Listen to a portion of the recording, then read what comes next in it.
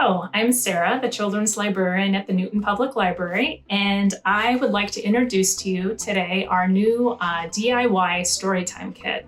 So until we're able to have story times in person again, and I can't wait, we wanted to give you some tools, simple tools that you could use with your children to do your own story times.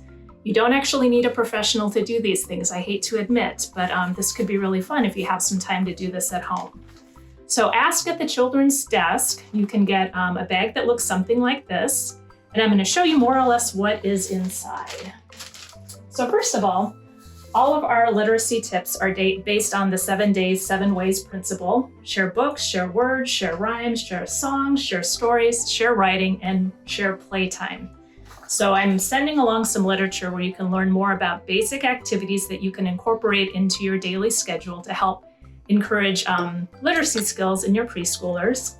Maybe I didn't mention already, this is best probably for children who are 2 to 5 years old, but that does cover quite a wide range of preschoolers. Okay, so in addition to the literature, you will also get just a basic guide to your story time. You'll start out with a free book. It's Apples and Pumpkins by Anne Rockwell.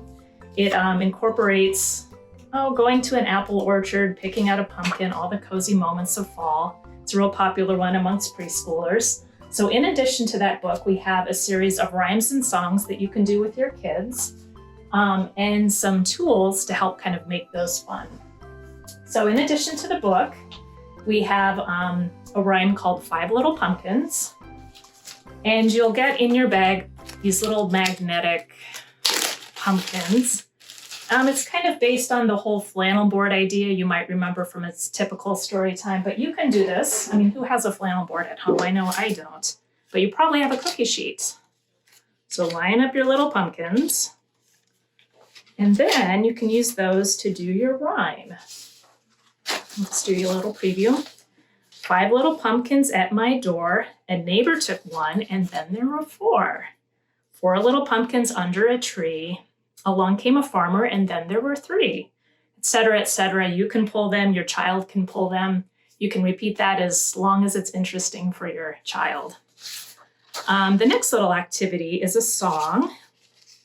And one thing I'll say about singing, don't worry if you don't think your voice is very good, because your kids don't care. They just love to sing with you. So in your kit, you'll have paper that looks like this. You'll need your own glue stick and scissors, supply that from home. But then cut that up and make yourself a little pumpkin. And don't add the facial features immediately, because part of the song is adding the face.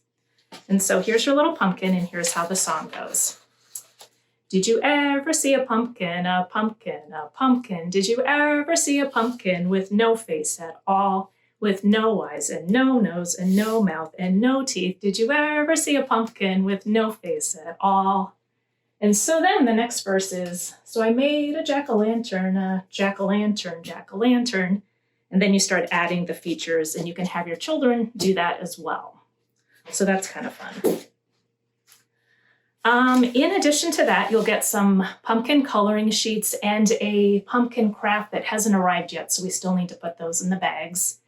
And that's basically what you get with your DIY story time. I'm hopeful that this will be something fun you can do until we can all meet together.